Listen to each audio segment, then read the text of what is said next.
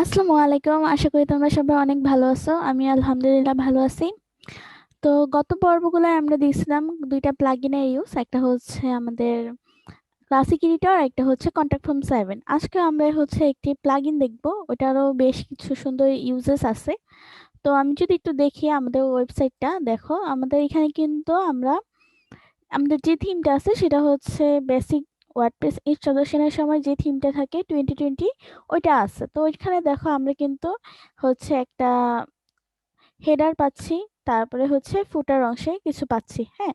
কিন্তু আমরা যদি চাই যে না, আমরা হচ্ছে একদম একটা ব্ল্যাঙ্ক পেজ চাচ্ছি, ঠিক আছে, যে আমাদের এইসব কিছুই লাগবে না, এইসব হেডারও লাগবে না, এগুলো আমরা পরে অ্যাড করে নিব। আমরা জাস্ট হচ্ছে একটা খালি পেজ চাচ্ছি। কিন্তু আমাদের যদি আমরা এখান থেকে আমরা যদি পেজ ক্রিয়েট করি, অ্যাড এ নিউ পেজ, তাহলে কিন্তু দেখো আমরা যদি দেখি, ধরো আমাদের এখানে দেখো এখানে ডিফল্ট টেমপ্লেট দেওয়া আছে। এই যে টেমপ্লেট অপশন থেকে তুমি কিন্তু এই জিনিসগুলোকে কন্ট্রোল করতে পারো যে তোমার পেজের আউটলুকটা কেমন হবে, যেটা কি শুধু তোমার হেডার থাকবে, ফুটার থাকবে, এইসব উইজেট মানে হচ্ছে থাকবে কি না, নাকি শুধু এই যে ফুটার এবং হচ্ছে এটা থাকবে। তুমি ধরো মাঝখানে এগুলো কিছু চাচ্ছ না, এরকমও হতে পারে। আবার তুমি চাচ্ছ যে না, তুমি পুরাটাই হচ্ছে ব্ল্যাঙ্ক থাকবে। ওকে।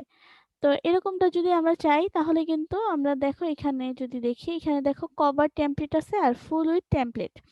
যদি আমরা কভার টেমপ্লেটে দিই, এখন আমরা আউটলুকটা একটু আমরা দেখি কিরকম। তো এখন আমাদের আউটলুকটা এরকম আছে। ওকে। তো আমি যদি এখান থেকে দেই কভার টেমপ্লেট এবং এখান থেকে আমরা একটা নাম দিয়ে দিই, ধরো দিলাম হচ্ছে হোম। হোম লিখে আমি এটাকে পাবলিশ করতেছি। তো পাবলিশে ক্লিক করলাম। এখন এটা হচ্ছে আমরা যদি এখানে এসে এটাকে রিলোড করি বা এই পেজটিকে ভিজিট করি, দেখো এটা কিন্তু চেঞ্জ হয়ে গেছে। কি আসছে একটা উপরে এই কালার চলে আসছে, দেন এখানে হচ্ছে আমাদের কন্টেন্ট, কিন্তু আমাদের এইটুকু কিন্তু রয়ে যাচ্ছে, তাই না? এছাড়া আমরা যদি একটু দেখি অন্য একটা, যেটা হচ্ছে আমাদের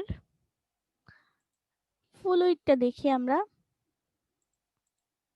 যদি আমরা হচ্ছে ভিউ ফুল উইথ টেমপ্লেট এটাকে দেই এবং এখান থেকে আমরা যদি হচ্ছে এটা রিলোড কমপ্লিট হোক, হয়ে গেছে। এখন যদি আমরা এখানে এসে রিলোড করি, তাহলে দেখো এটা হচ্ছে আমাদের এই একই কিন্তু, তাই না? কিন্তু এটা হচ্ছে ফুল উইথ টেমপ্লেট হয়ে গেছে। আচ্ছা, কিন্তু আমরা এরকম চাচ্ছি না, আমরা চাচ্ছি যে একদম ফুল এটা হচ্ছে ব্ল্যাঙ্ক হবে। তো এটা আমরা করতে চাইলে আমাদের একটা আলাদা প্লাগইন ইউজ করতে হবে। তো ওই প্লাগইনটার নাম হচ্ছে ব্ল্যাঙ্ক স্লেট। ওকে।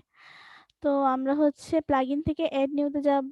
অ্যাড নিউতে যাওয়ার পর আমরা এখানে লিখবো হচ্ছে BLANKSLATE, ব্ল্যাঙ্ক স্লেট। ওকে। ব্ল্যাঙ্ক স্লেট লিখে হচ্ছে সার্চ করব। সার্চ করার পর এখানে দেখো এই যে প্লাগইনটা ব্ল্যাঙ্ক স্লেট, এটাকে আমরা হচ্ছে ইনস্টল করব।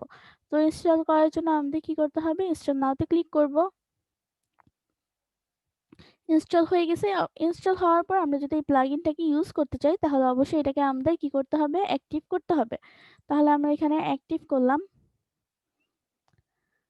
তো দেখো এটা হচ্ছে ব্ল্যাঙ্ক স্লেটটা কিন্তু আমাদের অ্যাক্টিভ হয়ে গেছে। এখন আমরা যদি যাই এবং এখানে আমরা এই পেজটা আমরা হোম পেজ মাত্র ক্রিয়েট করছি, এটাকে যদি আমরা হচ্ছে এডিট করতে চাই, তাহলে যে সিম্পলি এখানে দেখো উপরে এডিট পেজ নামে একটা অপশন আছে, ঠিক আছে।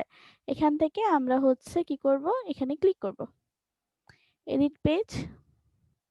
এখন যদি দেখো এই যে টেমপ্লেট অপশনে আমাদের নতুন একটা অপশন যুক্ত হয়ে যাবে, সেটা হচ্ছে এইখানে দেখো এই যে ব্ল্যাঙ্ক স্লেট নামে একটা অপশন কিন্তু যুক্ত হয়ে গেছে। এখন যদি আমরা এটাকে সিলেক্ট করি অ্যাজ এ টেমপ্লেট, এখন যদি এটা আপডেট দেই, আর আমরা কিন্তু প্রতিবারই যেই যেই চেঞ্জেসগুলো করব, অবশ্যই আমাদের মনে করে আপডেটটা দিয়ে দিতে হবে, না হলে যা আমরা যে চেঞ্জেসগুলো করব ওটা কিন্তু দেখতে পারবো না, ঠিক আছে।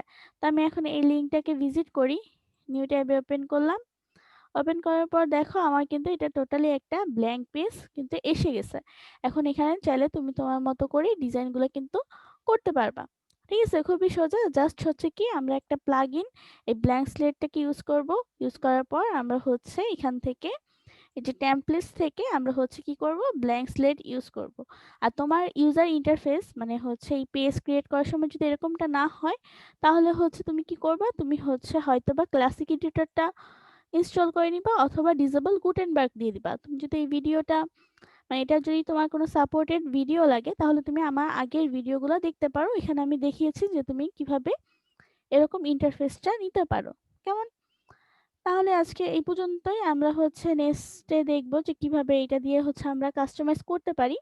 ইন ফিউচার কোনো ভিডিওতে আমরা হচ্ছে এগুলো ইউজ করে সুন্দর সুন্দর টেমপ্লেট ইউজ করব বা টেমপ্লেট বানাবো। ওকে, তো আজকে এই পর্যন্তই। সবাই ভালো থেকো। আল্লাহ হাফেজ।